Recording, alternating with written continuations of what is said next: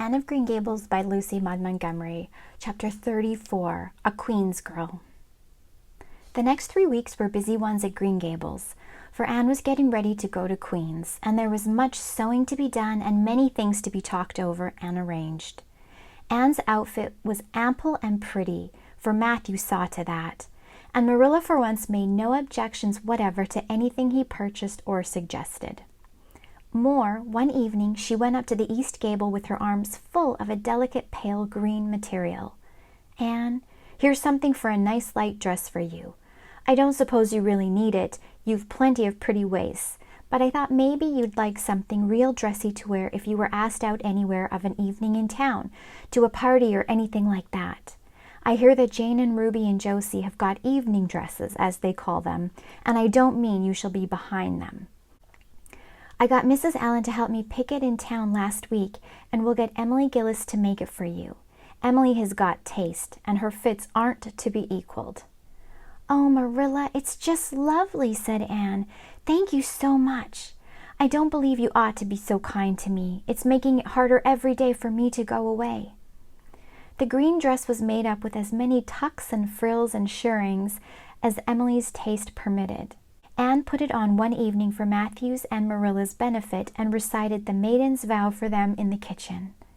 As Marilla watched the bright, animated face and graceful motions, her thoughts went back to the evening Anne had arrived at Green Gables, and memory recalled a vivid picture of the odd, frightened child in her preposterous yellowish-brown wincey dress, the heartbreak looking out of her tearful eyes. Something in the memory brought tears to Marilla's own eyes. "I declare, my recitation has made you cry, Marilla," said Anne gaily, stooping over Marilla's chair to drop a butterfly kiss on that lady's cheek. "Now I call that a positive triumph."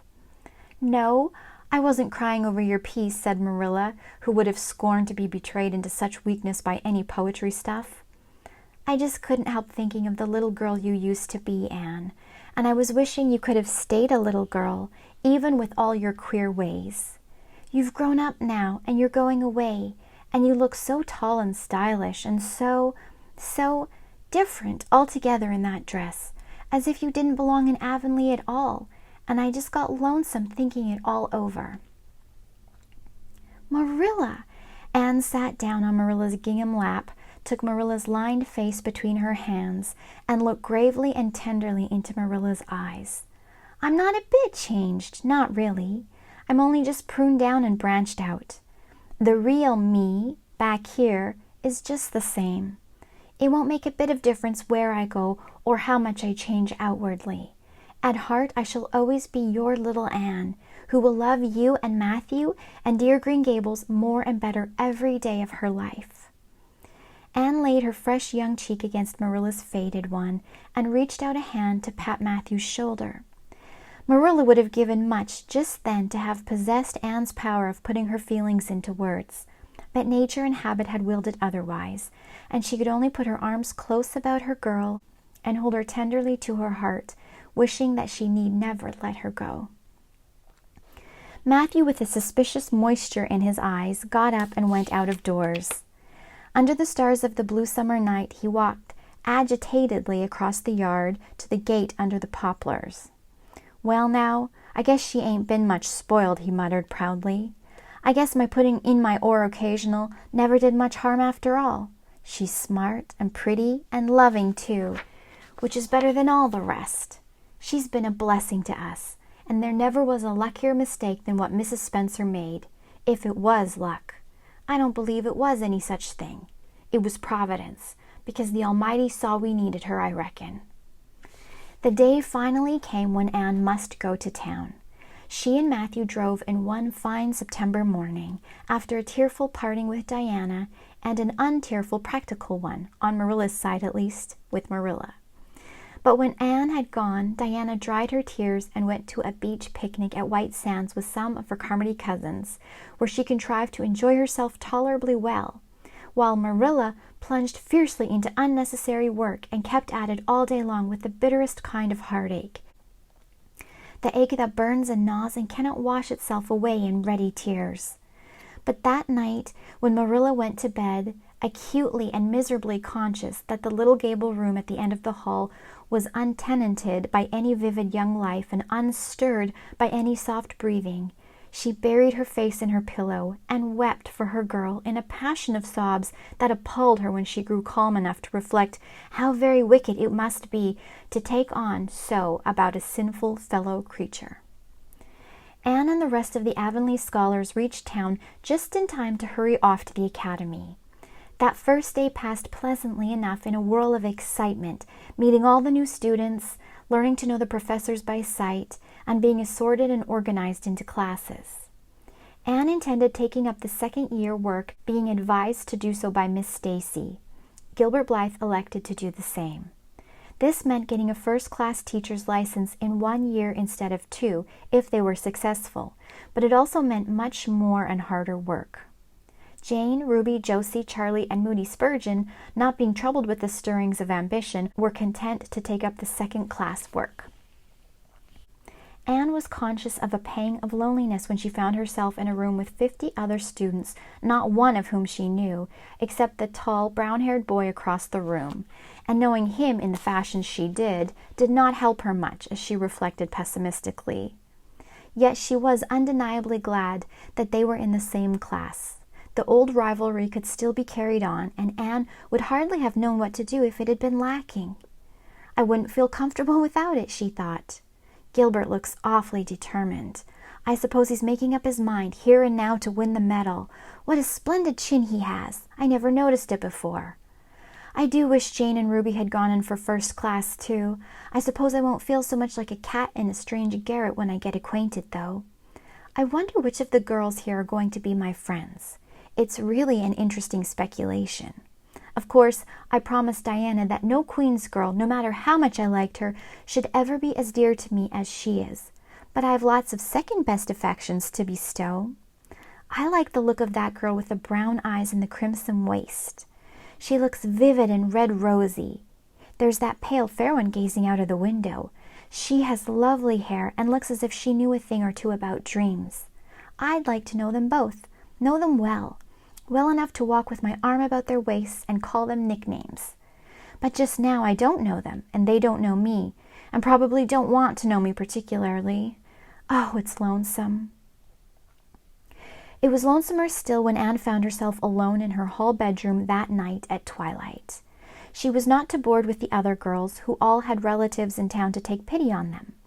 Miss Josephine Barry would have liked to board her, but Beechwood was so far from the academy that it was out of the question.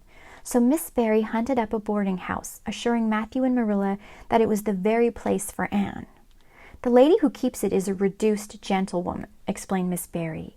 Her husband was a British officer, and she is very careful what sort of boarders she takes.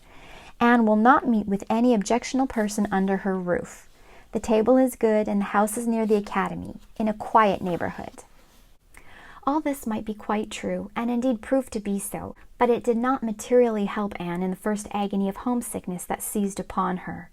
She looked dismally about her narrow little room with its dull-papered, pictureless walls, its small iron bedstead and empty bookcase, and a horrible choke came into her throat as she thought of her own white room at Green Gables, where she would have the pleasant consciousness of a great green still outdoors, of sweet peas growing in the garden, and moonlight falling on the orchard, of the brook below the slope and the spruce boughs tossing in the night wind beyond it, of a vast starry sky and the light from Diana's window shining out through the gap in the trees. Here there was nothing of this.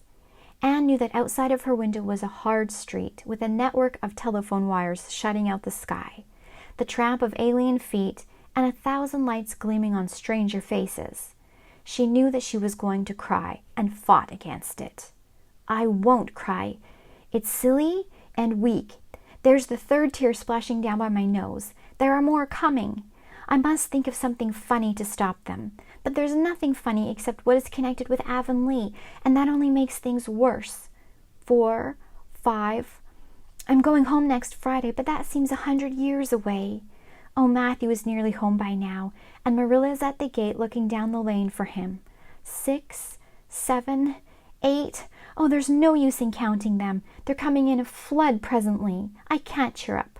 I don't want to cheer up. It's nicer to be miserable." The flood of tears would have come, no doubt, had not Josie Pye appeared at that moment.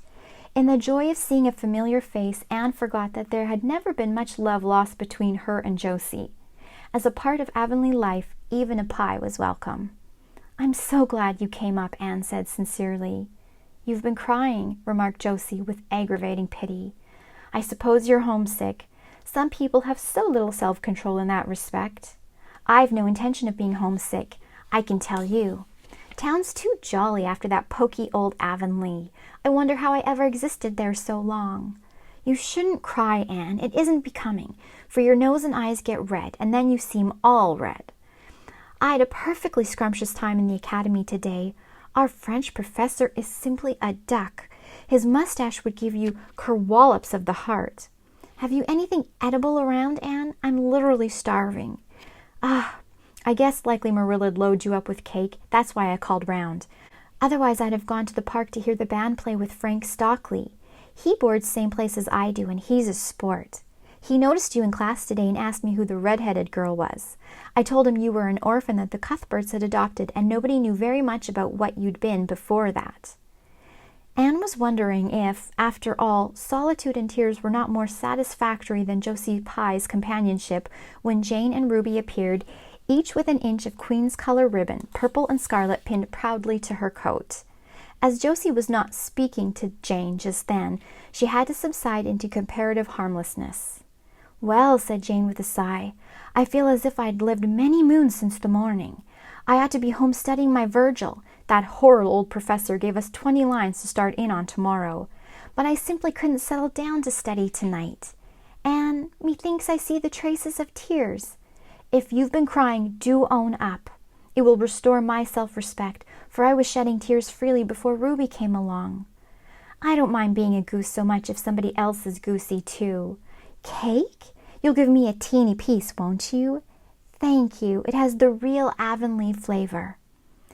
Ruby, perceiving the Queen's calendar lying on the table, wanted to know if Anne meant to try for the gold medal.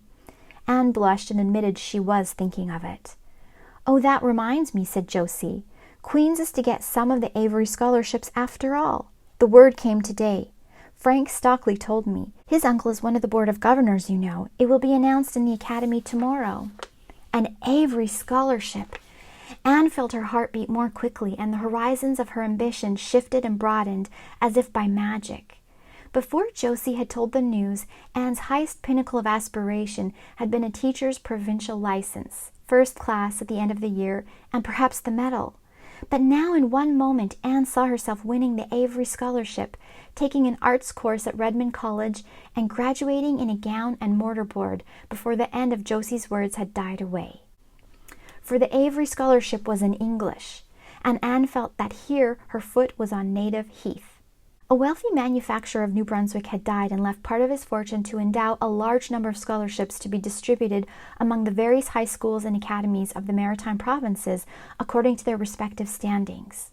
There had been much doubt whether one would be allotted to Queen's, but the matter was settled at last, and at the end of the year the graduate who made the highest mark in English and English literature would win the scholarship. $250 a year for 4 years at Redmond College. No wonder that Anne went to bed that night with tingling cheeks. "I'll win that scholarship if hard work can do it," she resolved. "Wouldn't Matthew be proud if I got to be a B.A.? Oh, it's delightful to have ambitions. I'm so glad I have such a lot. And there never seems to be any end to them. That's the best of it. Just as soon as you attain to one ambition, you see another one glittering higher up still. It does make life so interesting."